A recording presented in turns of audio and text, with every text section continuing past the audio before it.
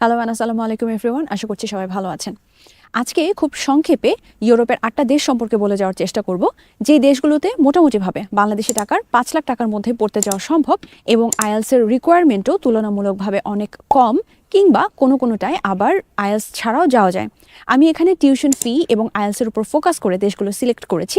So এই টাকার অ্যামাউন্টটা মূলত যাওয়ার আগ পর্যন্ত খরচ, এখানে লিভিং কস্ট ইনক্লুডেড না। এবং আমি চেষ্টা করব প্রত্যেকটা দেশেরই গভর্নমেন্ট স্টাডি পোর্টালের লিঙ্কগুলো ডেসক্রিপশন বক্সে দিয়ে দেওয়ার জন্য, যাতে আপনারা নিজেরাই সব কিছু দেখে শুনে নিজেদের পছন্দ অনুযায়ী সিদ্ধান্ত নিতে পারেন। আর হ্যাঁ, ভিডিওর শেষের দিকে আমি প্রয়োজনীয় ডকুমেন্টের ব্যাপারেও একটু বলে যাওয়ার চেষ্টা করব। শুরু করছি হাঙ্গেরি দিয়ে। এখানে আমি কোনো র্যাঙ্কিং মেনটেন করিনি, র্যান্ডমলি ইনফরমেশন অনুযায়ী কান্ট্রি পিক করেছি। তো হাঙ্গেরির কথা বলছিলাম। হাঙ্গেরির গভর্নমেন্ট পোর্টাল অনুযায়ী সাবজেক্ট ভেদে এখানে টিউশন ফি সর্বনিম্ন 600 ইউরো থেকে, যেটা বাংলাদেশি টাকায় অ্যারাউন্ড 70 থেকে 75 হাজার টাকা প্রতি সেমিস্টার।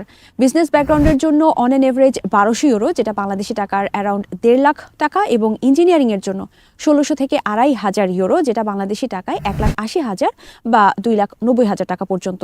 সবচেয়ে বেশি টিউশন ফি হচ্ছে মেডিসিন এবং ডেন্টিস্ট্রি ডিপার্টমেন্টের জন্য, যেটা 6,000 ইউরো থেকে শুরু। যদিও এই ডিপার্টমেন্টগুলো সব দেশেই অনেক এক্সপেন্সিভ। হাঙ্গেরিতে আইএলস এর রিকোয়ারমেন্ট প্রোগ্রাম এবং সাবজেক্ট ভেদে 5.0 থেকে শুরু করে 6.5 পর্যন্ত, বাট এভারেজ রিকোয়ারমেন্ট 5.5। কিছু ইউনিভার্সিটি কিছু সাবজেক্টের জন্য আবার ডুওলিঙ্গো সার্টিফিকেটও অ্যাকসেপ্ট করে। এক্সাম্পল হিসেবে আমি এখানে একটা ইউনিভার্সিটির ওয়েবসাইট থেকে আপনাদেরকে দেখালাম।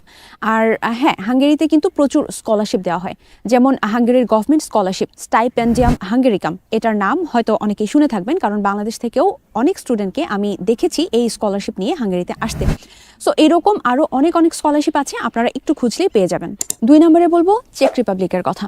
আমাদের দেশ থেকে চেক রিপাবলিকে প্রতি বছর অনেক স্টুডেন্ট যান।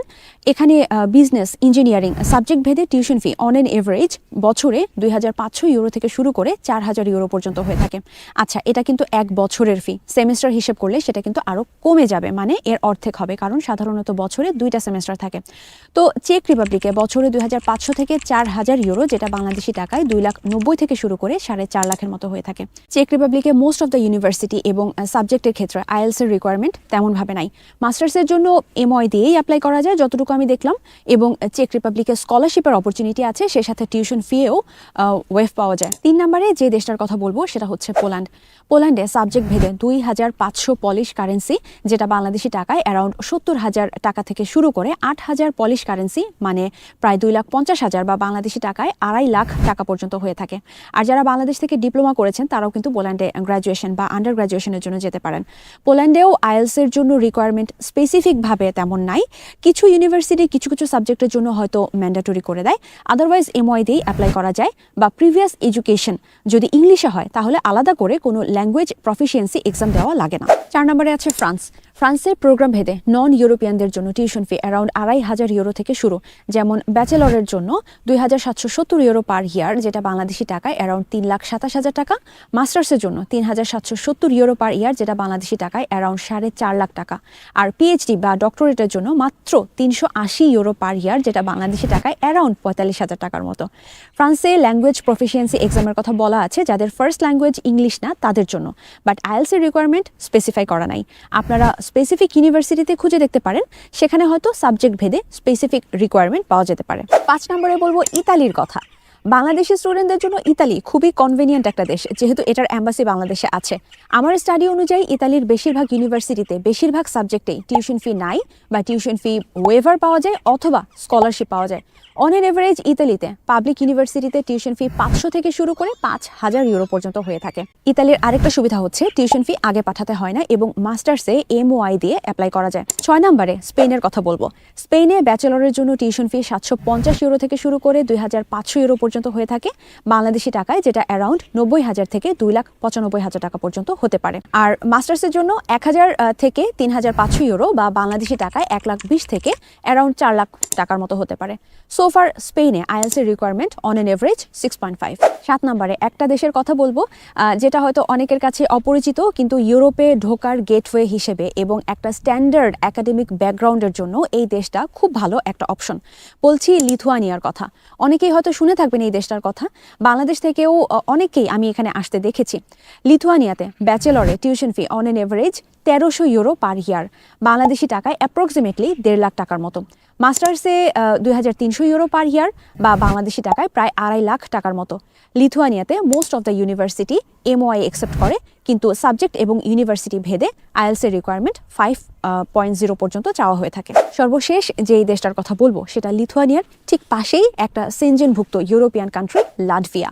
এটাও লিথুয়ানিয়ার মতো খুব একটা পরিচিত না, কিন্তু কম খরচে গেটওয়ে হিসেবে ভালো একটা দেশ।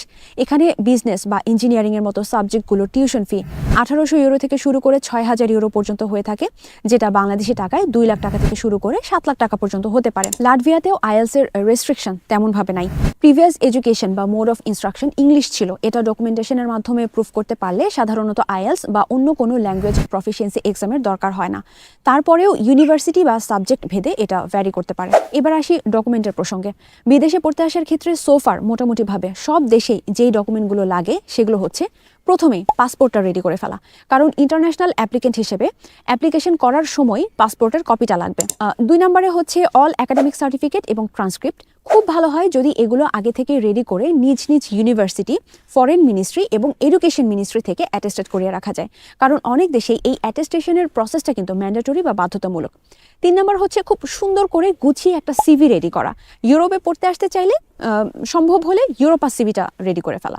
4 নম্বর হচ্ছে অনেক দেশেই হার্ড কপি ডকুমেন্ট পাঠাতে হয়, সেক্ষেত্রে ইউরোপিয়ান স্ট্যান্ডার্ড অনুযায়ী পাসপোর্ট সাইজ ছবি অ্যারেঞ্জ করে রাখতে পারেন। 5 নম্বরে হচ্ছে SOP, motivation letter, recommendation letter, এগুলো আগে থেকে রেডি করে রাখতে পারেন, তাহলে পরবর্তীতে স্কলারশিপের জন্য কাজে লাগবে। 6 নম্বরে হচ্ছে ব্যাংক স্টেটমেন্টের ব্যাপারটা, এটাও যদি আগে থেকে একটু গুছিয়ে রাখা যায় তাহলে প্রয়োজনের সময় এখানে সেখানে ছোটাছুটি করার ঝামেলাটা আর হয় না। 7 নম্বরে হচ্ছে ইংলিশ ল্যাঙ্গুয়েজ প্রফিসিয়েন্সি ডকুমেন্ট বা আইএলস, MOI, টফেল, যে যেটার জন্য প্রিপারেশন নিচ্ছেন সেটাই ডকুমেন্টেশন করে ফেলা। 8 নম্বর হচ্ছে কারো কাজের অভিজ্ঞতা থাকলে জব সার্টিফিকেট অথবা এক্সট্রা কারিকুলার অ্যাক্টিভিটিজের সার্টিফিকেট, এই জিনিসগুলো আগে থেকেই একটু অর্গানাইজ করে রাখা, যাতে করে পরে অ্যাপ্লিকেশন বা ভিসা প্রসেসিংয়ের সময় কাজটা অনেক সহজ হয়ে যায়। এই ভিডিওর জন্য কয়েকটা ডিসক্লেমার। 1 নম্বর, যদিও এই দেশগুলোর বেশিরভাগে আইএলস ছাড়াই যাওয়া যায়, আমি হাইলি রিকমেন্ড করব আইএলস করে যাওয়ার জন্য, কারণ আইএলস ছাড়া অ্যাডমিশন হয়ে গেলেও ভিসা অফিসারকে কনভিন্স করাটা ডিফিকাল্ট হতে পারে। আইএলস আপনার কমিউনিকেশন স্কিল বাড়াবে, সো ভিসা ইন্টারভিউতে আপনার অফিসারকে আপনার গোল, মোটিভেশন, আফটার স্টাডি প্ল্যান, এসব ব্যাপারগুলো আপনি সুন্দর করে প্রেজেন্ট করতে পারবেন। তাছাড়া ভিসা অফিসার যখন দেখবে যে প্রয়োজন নাই, তারপরেও আপনি একটা এক্সট্রা কোনো একাডেমিক স্কিল অ্যাচিভ করেছেন, তখন আপনার প্রতি তার ভরসা আরও বেড়ে যাবে।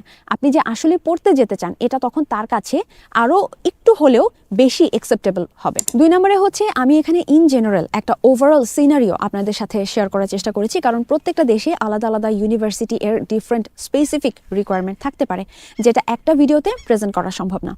3 নম্বর হচ্ছে যে গভর্নমেন্ট ওয়েবসাইট বা পোর্টালগুলো লিঙ্ক আমি শেয়ার করেছি, এগুলো বাদেও আপনারা সিম্পলি উইকিপিডিয়াতে এসব দেশগুলোর ইউনিভার্সিটি ওয়েবসাইট খুঁজে দেখতে পারেন। 4 নম্বর হচ্ছে টিউশন ফি এর কনভার্সন রেট, আমি আজকের রেট অনুযায়ী দিয়েছি। যেহেতু এই কনভার্সন রেটগুলো র্যান্ডমলি ফ্লাকচুয়েট করে, সেহেতু আপনারা যখন ভিডিওটা দেখবেন তখনকার রেট অনুযায়ী হিসাব করে নেবেন। 5 নম্বরে last but not the least, এই দেশগুলোর বেশিরভাগের এম্বাসি বাংলাদেশে নাই।